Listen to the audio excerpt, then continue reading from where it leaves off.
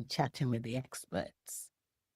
And you said, hmm, what happens when who you are doesn't align with what you do?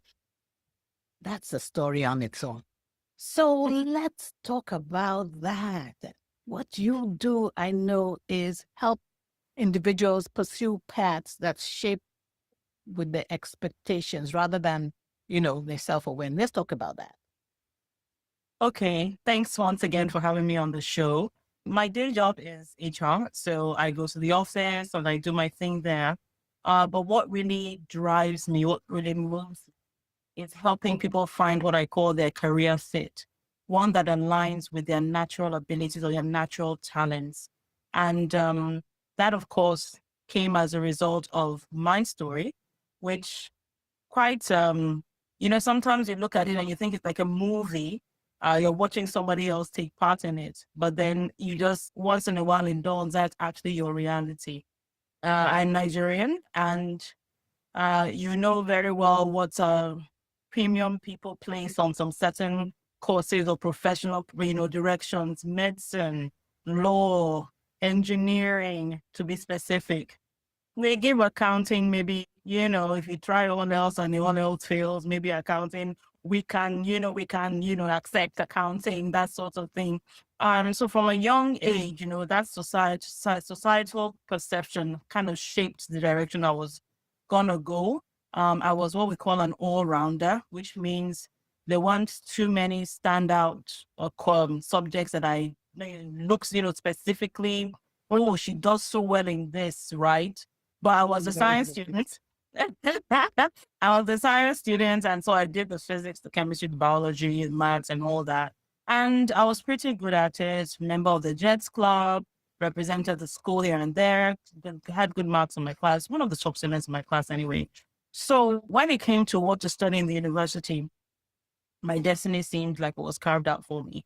To be fair to my parents, I'm not going to knock them too much because they were in the same society that I was in. So sometimes things like this are just the way things are, as opposed to someone being intentional about forcing you down a particular path. So they didn't force me down a particular path. I even remember my father said he didn't know if he wanted medicine for me because 6 year course, I'm a lady, he was thinking about marriage and all that. And, just kind of made him more determined. I mean, what do you mean? I mean, what do you want my life and all that kind of stuff. Anyway, so I gained admission for medicine into school. And from the very first year, I knew that this was a mistake because the way it runs in my university, you have all the science students taking the same course in 100 level, right? So in my class, you'd have the medical students, dentistry, physiotherapy, microbiology, engineering. All of us were in the same 100 level. And so it became very, very clear that the chemistry that I barely survived in school, I did well. I didn't like it, but I did kind of well in it. It's a different language in the university. None of it made sense to me. And I kid you not, it sounded like a different language. It didn't sound like English. And they'd say all these things, and somehow my brain couldn't comprehend it. And but I was kind of stuck because not only was I sort of blazing the trail for my family in a way, I also had a scholarship, right? And so you can imagine the pressure I was under. I could not tell my parents, or at least I believed that I could not tell my parents that I was having a tough time of it. So I kind of asked around, looked for counsel, guidance who could help me, make this decision, know what to do and all that. I mean, I remember someone, and it's so funny that I never really thought about it until, you asked the question. There's a particular person that asked me, what did I want to do with my life? And I said, oh, I want to be a doctor, help people and all that. And he told me, no, that's not true. And I was kind of resentful because I was like, what do you know? And kind of sound like he had exposed me sort of because I started already struggling at that point. So I sort of ignored that. But I did ask people around me, what do I do? I asked someone who I respected and he said, you know what? 100 level isn't medicine. 100 level is just science. Until you get to med school, you can't really tell. And it made a lot of sense to me. And I still think it was a wise thing to do because it's kind of different. So I said, let me stick it out and let's see how it go. Saw how it went, and it went from bad to worse. And each day was a struggle. Tests came back low, really, really low scores. And for someone who had been a high flyer all her life, it was very, very debilitating for me I think because I'm this sort of person, I was an introvert. I don't know what to say I am. I'm more outspoken now, but I was an introvert and took a lot of identity from my intelligence. So when I got into a spot where it felt like my intelligence that I depended on wasn't serving me anymore, it broke me a little bit and it made me fold back into myself. And so it was like, if I'm not smart, then who am I? And I was the kind of smartest in my family, the person that came first in class, one that got all the prizes and mom and dad bought and all that kind of. So it was really an identity shift for me, and I didn't quite know what to do. So I pushed harder, drove myself further, but it felt like the harder I pushed, the worse it became, and it seemed like there was no salvation for me. It was not a pretty place to be in. So I recall I saw there's this exam we take called MBBS Part One, the sort of exam, the first major medical exam you take that sort of moves you from the pre-clinicals to the clinicals. And I saw that as my salvation. Like, let me just get into clinicals. Let me just pass this exam. Let me just move over to the other side and I'll be at least, I'll be able to think about what next to do. And so I did the exam, wasn't great. But by the time the results came out, it told me what I needed to know. I had 3 papers. I failed 2 out of 3. What that meant was that I have to repeat the whole thing again. And I cannot tell you how everything within me recoiled at the thought of having to go through all that again. And I told my parents, I can't do this anymore. I just can't do it anymore. I can't go through all this.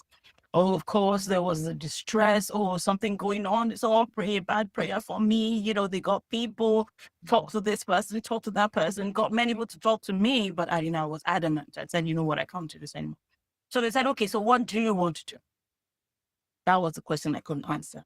And so it made sense that if I didn't have an alternative, to stay the course until I did. And so with great reluctance and a weightiness or so, they brought out my medical books to start, the reading process all over again.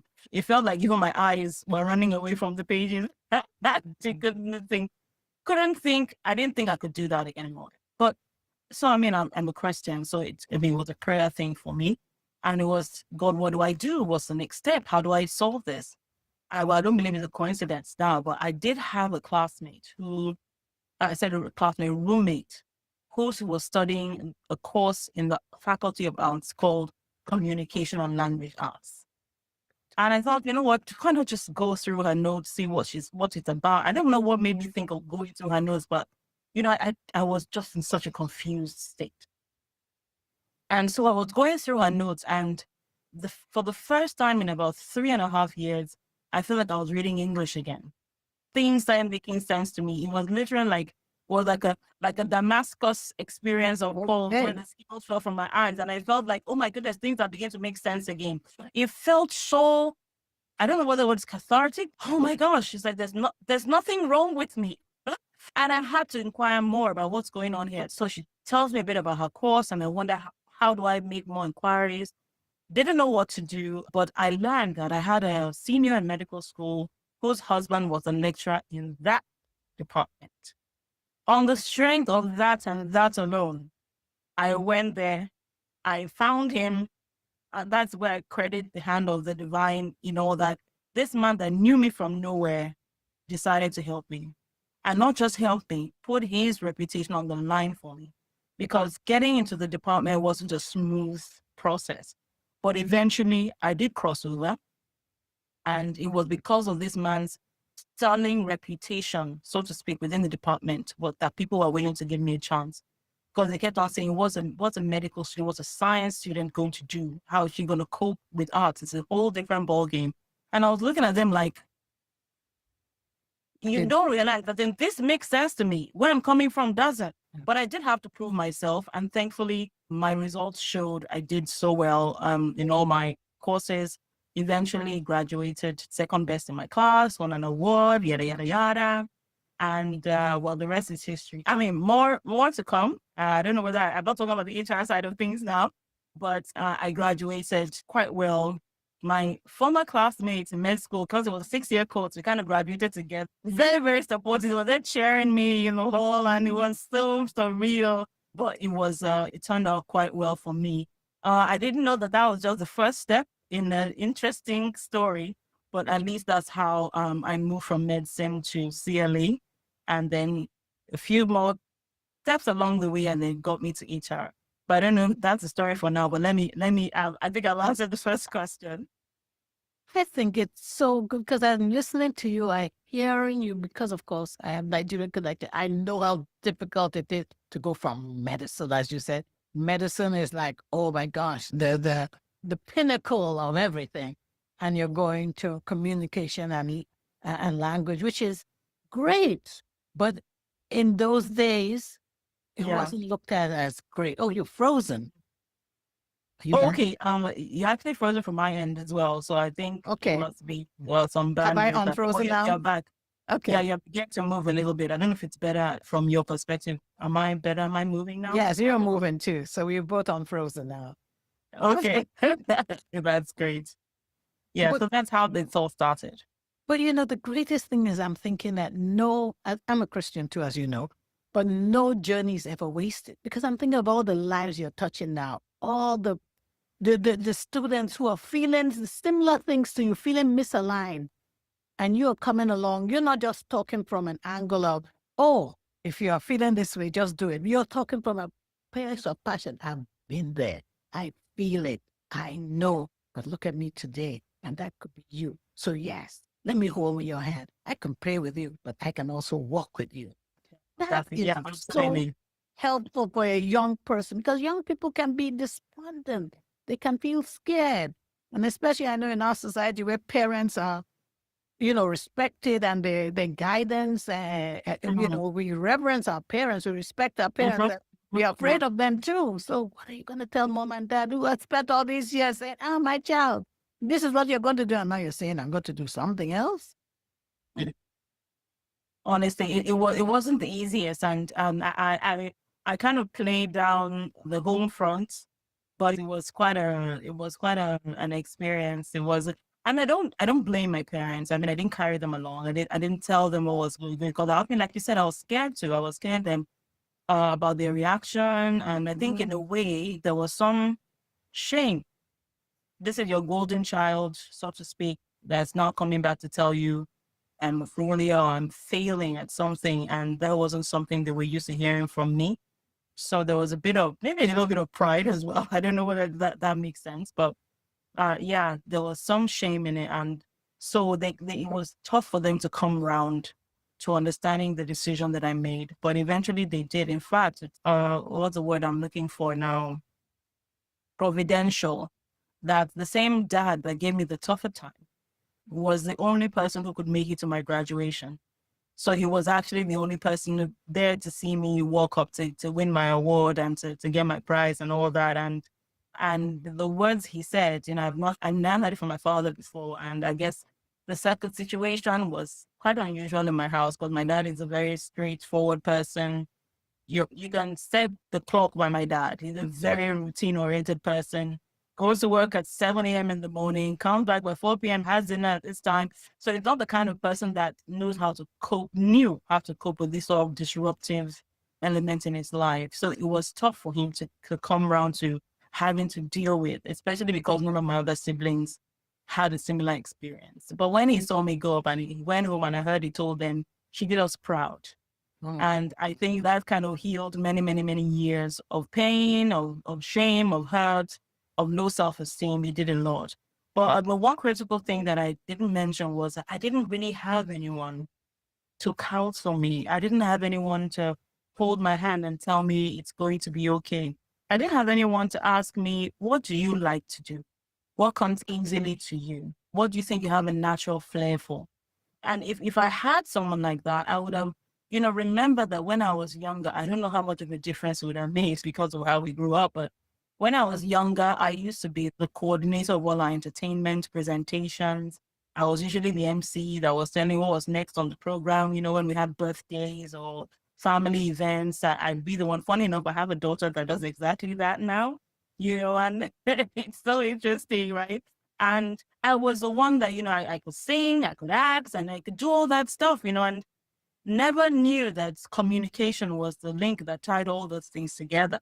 And so if someone had been there to guide me, at least I'd have thought about it a little bit more. So what I'm doing now with the 20 Talks Talent or the T3 Talk Bearers Academy is to serve as that guide. That's what my newsletter is called, the Talent Guide, to help you kind of recognize some of these things that, your life, to help you sort of shape your career. There's nothing we can do about your course of study because, you studied it. But now that I'm in HR, I can tell you what options you have. Even if you studied this and what your career interest is something else, these are how we marry those two things together. These are the tools you can use. These are the courses you can take. These are the certifications, professional qualifications you can gain. And that is how we help guide these young people into fulfilling careers, one young person at a time. And Love that's that. essentially what we're doing with the T3 Touch Bearers Academy. I love that. So can you tell us some of the practical guidance, some of the tools that you use? Can you share like one or two? Because I know people are going to be listening to this, and um, are there any specific ones that you can name? Oh, okay. So they're actually not okay. So my training gives me access to a specific personality test that people can take that helps them. It not only tells them what their personality type and career interest is, it actually recommends the sort of course you could study and maps out your progress. So it tells you about what kind of if you need a master's degree for the job, if you don't need it, and tells you you look for this any sort of training that gives you the ability to do ABC. So it goes that in depth, and that's what we call it career counseling. But right now we actually have these tools at our fingertips. Your regular run of the mill Myers Briggs personality tests, for instance, tells you what, and I have to say that test is controversial. So some people prefer what we call the big five personality test. That's a more accurate and scientific test. So I just want to make that disclaimer here. But that Myers-Briggs is the one that tells you, I don't know if you've come across these terms. You're like ENFJ, IST, yeah. So that's your Myers-Briggs. And it tells you four major things about yourself, whether you're an introvert or an extrovert. Talks about whether you're intuitive, more feelings directed, or you are thinking, which is more, intellectually or brain direct. I think it's intellectually directed. It talks about whether you're someone who relies more on your logic, or someone who is more holistic in your approach. You don't consider just the logical side of things, you consider the other side of things. And then are you somebody who is a spontaneous person or somebody who is a systematic person? So that's what the bias base tells you. So by the time you see your results and it shares it with you, if you have like a larger percentage of it, accurate, because also depends on how you answer the questions, to be That's honest. true. I was about to say, What I recommend to people, is that you may take one test today, it may be maybe 70% accurate, but then take it maybe another 3 years down the line and see what it said. When I started the test, I was on I, as an introvert. I do the test now, it tells me I'm an extrovert, and I'm an extrovert. I don't think I am. But I guess because of the way I answered the question one, and that's based on the fact that my job conditions me to be outspoken. I'm an HR person and I work with people on a daily basis. I have to be able to learn how to explain difficult things to them. I have to organize HR programs.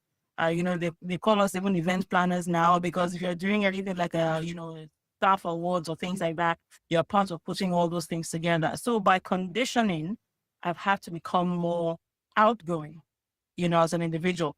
Even though I'm a natural introvert, I'm the one of those people that loves my own company, can entertain myself hours on end. I don't need people to make me feel like I've associated or had connections with people. But because my job has conditioned me, the test is telling me something different from what he told me. But that's the only thing about the test that has changed. Everything else has remained the same. okay.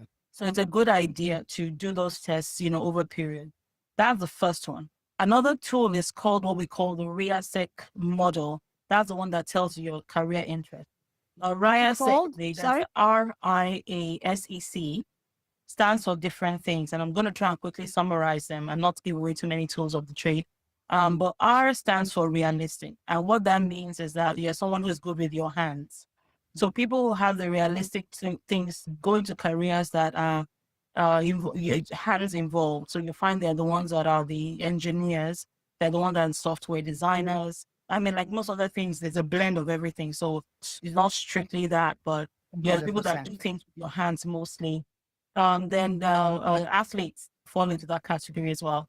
Then the I stands for the intellectual. So you'll find those are the ones that go into mostly careers that involve a lot of brain work. So you're talking about doctors, you're talking about scientists, right? Those are the people that are the I. Then the A stands for our artistic, which I think it kind of explains itself. The artsy types, you draw, you sculpt, you have all those creative abilities. Then there's the S that has to do with social. So those are the people that go into careers that have to do with, one or intimate interactions and having to, resolve social ills. So you have your teachers, you have your social workers, Okay. those are in the S. Then you have the E, which is the enterprisers. Those are the people in the business sector. So you're looking at your people in the corporate space. You're looking at your entrepreneurs. You have those sort of people in that. And then the last is a C, which is the conventional people. They are the ones that are very by the book. They're the ones who are they're very step by step process driven. That's where you find your judges, your auditors, your accountants, etc., etc. So you can have a blend of any of these sectors. You can have people who are realistic, intellectual, and creative. So your RIC. So you meet that your lady, your friend that you spoke to, who has a double doctorate and is also artistic, and she may be an RIC. So she's intellectual, she's realistic, she's creative, all blended together, which is why she's able to move and shift in between these different abilities to Wow. have this, sort of very rich scope of things she can do. And so helping people understand those things helps them to know, okay, it kind of unlocks their capabilities and they find that they're able to do more, or they find that the things that they enjoy are not like, I won't say bad or evil, but, things to be discarded because they have no place in a society that values a steady, regular job that earns you a salary every month, that you sit down and you're able to, make a living for yourself, etc., etc. So those are some of the things that we take them through in the academy. Then, of course, we base interweave those with employability skills. So your CV writing, interview skills, networking, LinkedIn profile optimization, and all that kind of stuff. So all that together, we do in 12 weeks of the academy. We've added one or two things over the years too, and it's been very, very rewarding. It's 100% scholarship. We have industry experts that volunteer their time to teach people this stuff. So I don't have overheads per se. I think the only thing I would say we pay for is we do a graduation ceremony. Once in a while we make it physical so people can just, have fun together and get to see each other and all that. So that's where really, but mostly it's 100% online. So people from all over Nigeria, all over, I mean, I have a couple of people from outside of Nigeria, in Africa as a whole. We will have someone from, I think, Canada too, that's joined the Okay. class. So it's been really exciting, and this is our third cohort we're currently running as I speak to you. So that has been my own little way of helping people not have to go through what I went through, and it's extremely rewarding. I have to say, All right. And that's the T3 Torchbearers Academy, right? The T3? yeah, T3 Okay. Told Me Academy. T3 Torch. Oh, T3 Torchbearers Academy. So it's almost like you have two very busy careers that you do. You do the HR and you do the academy. Yes, But I noticed something that made you come alive. Is when you were talking about the academy, you came alive with that one. yeah. And I guess it has to do because it's kind of related, really related to your personal story. Yeah, it does, and I think the other reason why the academy makes so much an impact. I mean, I'm one of those people. If I say my RIASEC profile, I'm actually an SEC. So I'm socially inclined, enterprise or entrepreneurially disposed as well. And then there's the creative side of things that sort of put things together. It sort of touches every aspect of me. So that's why it makes me sort of come alive. And the thing is that when I got into HR, what drew me to it was recruitment was my first entry point into HR. And when you're recruiting, you're finding someone who is a fit for a role. So all of these elements that I've discussed come into play. I mean, when I started out, you didn't have personality tests as mainstream tools I used to use back then.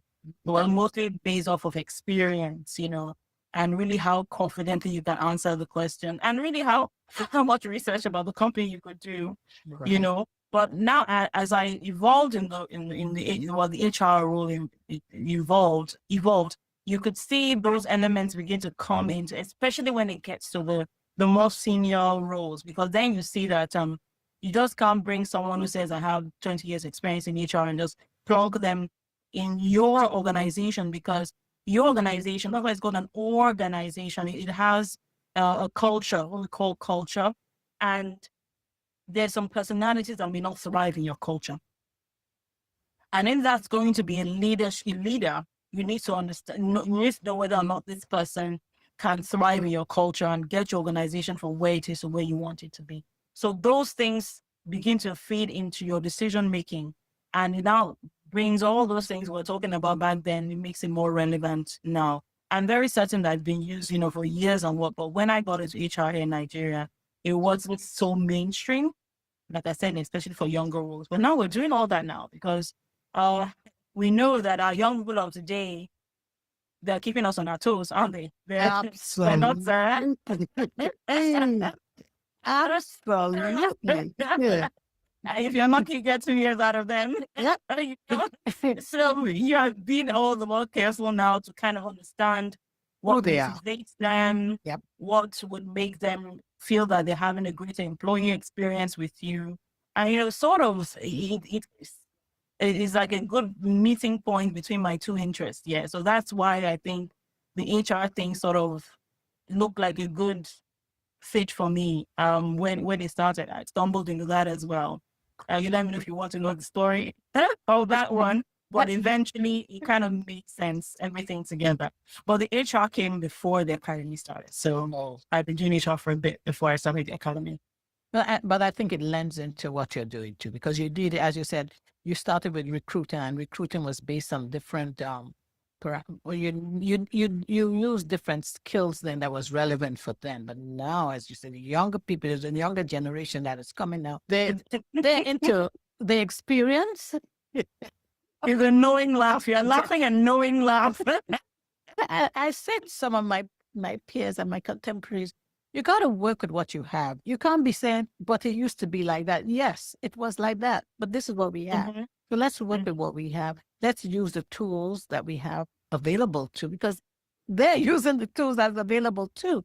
And you got to meet them where they are. I say that all the You time. got to. Got to meet You got to young meet them. people where they are. And I'm learning from them too. We learn, there's so much they have to offer us. Me, Honestly. I'm willing to learn. No, I am willing to learn. They are delightful. I love the young adults, I call them. The young adults Yeah. teach me so much every day. And I teach them too, because it's a back and forth. So, Mm. Yeah, oh, and it's fun. Okay. Oh, sorry, go ahead.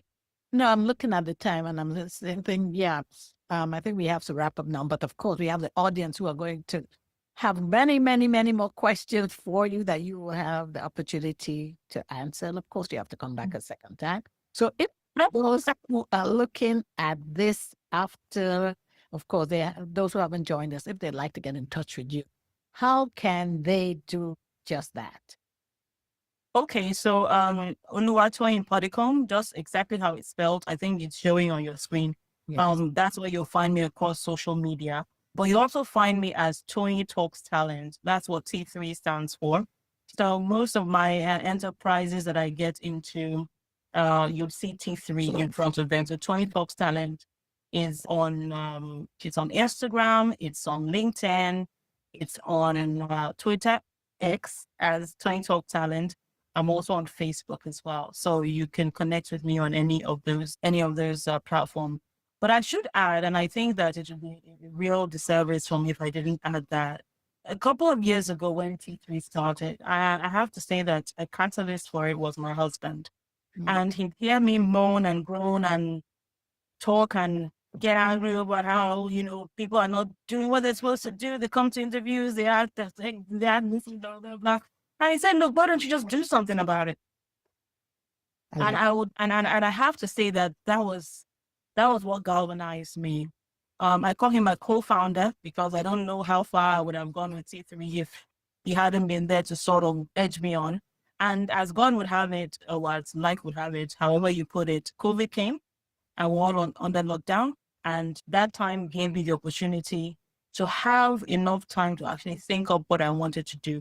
And it just started off and we've not stopped. And God willing, will continue for as long as we can. Amen. Yeah, Oh, what sometimes looks like such a disadvantage, God can turn it around to be a blessing. And you're 100%. blessing so many. And the young people are our future. And if what we Yeah. invest in them, it's not just for us, but it's for the generations to come. So thank you Mm. for what you are doing. You are making an impact and it's needed. And I laugh that knowing laugh because yes, I have conversations with the young adults all the time. And And you know what? They're the same everywhere. yes, In Africa, here in Nigeria, in the US, I hear them talk. They're the same everywhere. But absolutely. I don't know how much time we have, but I don't want to leave a thought that we need to ask ourselves as a generation, what was our, or how complicit were we in creating these young people of today that we complain about? Thank you. What role did we play in making them who they are? Is it some things that we didn't do or some things that we did do?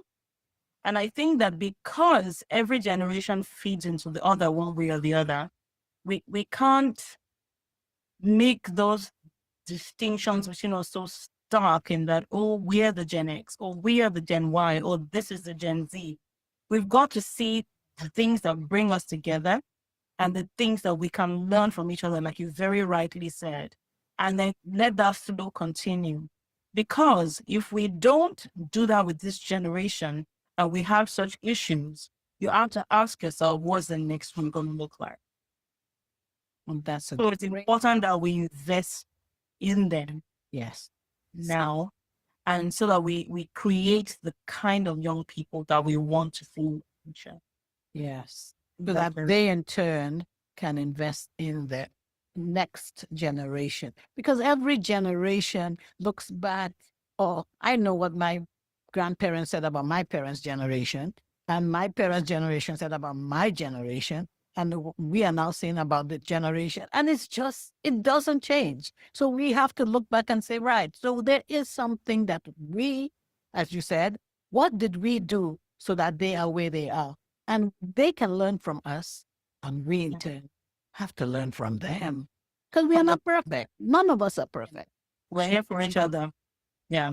Here for each other. Thank you so much. You're so welcome. So, as you can see, ladies, mainly ladies who join us, or the few gentlemen, this has been a very, very, very interesting and informative episode. And for those of you who have listened to Oluwatoyin, if you'd like to be a guest, just as she has been, please reach out to me on my website, which is chattingwiththeexperts.com. I'm also on LinkedIn. My business page there is Chatting with the Experts. I'm on Instagram. My handle there is at chat_experts_podcast. I have a YouTube channel that I'd love for you to subscribe to.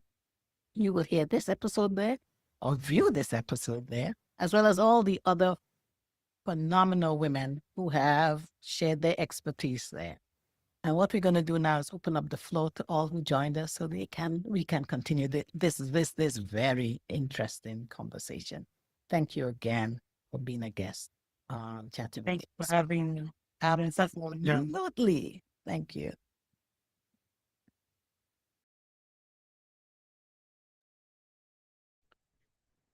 Wow. What an amazing conversation. Oh my word. I always say my guests are the best. That always rhymes. It always sounds so cool that my guests are the best. I'm not trying to be a poetess here, but I learned so much from you, Oluwatoyin, about from your journey, understanding that, first and foremost, let me just pin you here.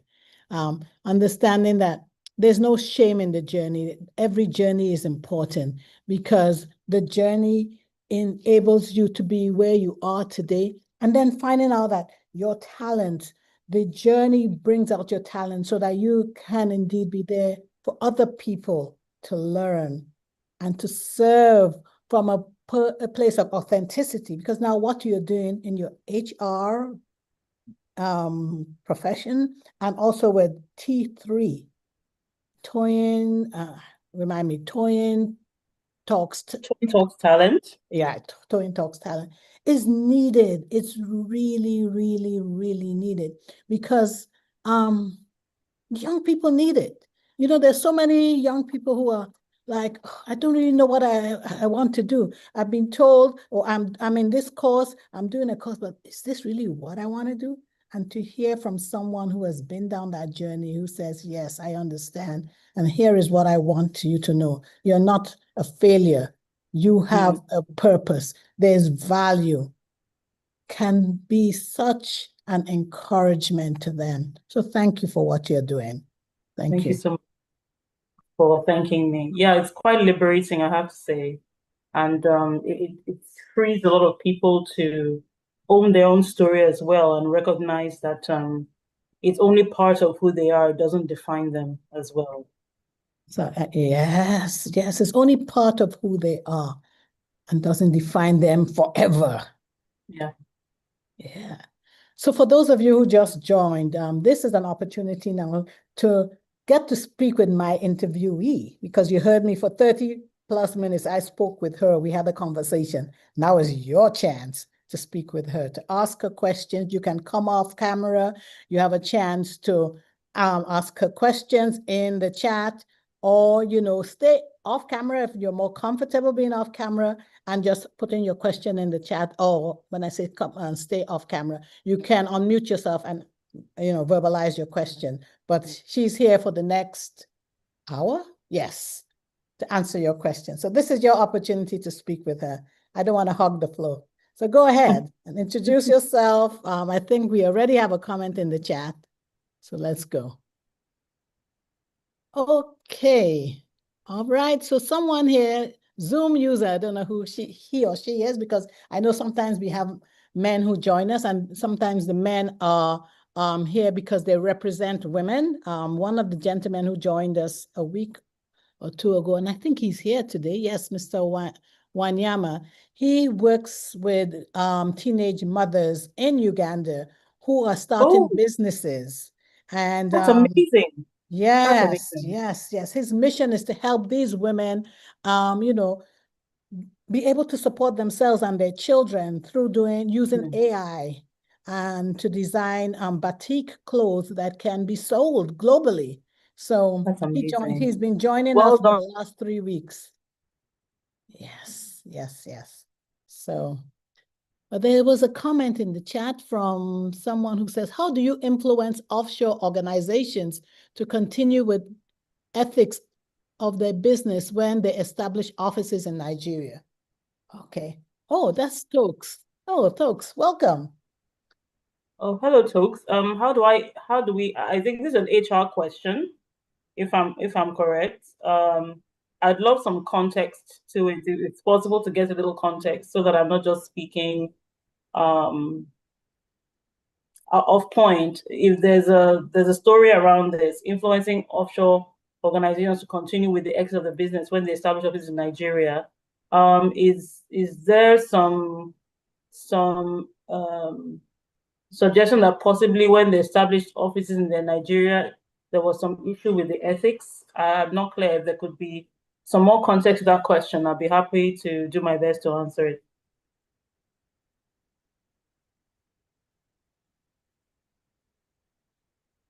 Because really, when you have an organization that's establishing like a branch in another place, the idea is the culture should carry over.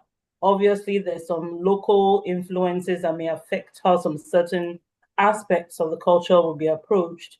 But other than that, there's some artifacts within the business that are maintained even across borders. So I would love to have more of a build up around what this question wanted me to address. And if I can do that, I'll be happy to. But somebody has a hand up. I don't know. Okay, so she's answered now. So Todd Okay, okay, says, my daughter worked in Nigeria and people that transitioned from offshore were treated differently than those hired locally. So that's the okay. story behind it. Oh, I see. Okay, so differently, I don't know. I suspect it maybe negatively, because typically what tends to happen is I feel that expatriates on the whole tend to be treated better than those working locally because of the cultural differences and because of having to balance things like compensation within versus what they would earn if they were working outside the country. So from that context, I would say now if we talk about treated differently, I'm wondering if that is a systematic issue or when you talk about one-on-ones, because they typically would tend to be some discomfort around, oh, we are both doing the same job, but it seems like um, you are in another sort of category that seems more advantageous to me. And based off of that, there may be some tensions within the organization based off of that, and that may influence how she's being treated. But that would be interactions between herself and her colleagues. I don't know if this is a systemic thing where you're talking about things like policies or specific official actions that were taken that seemed to treat her differently in a negative way than those that were around her.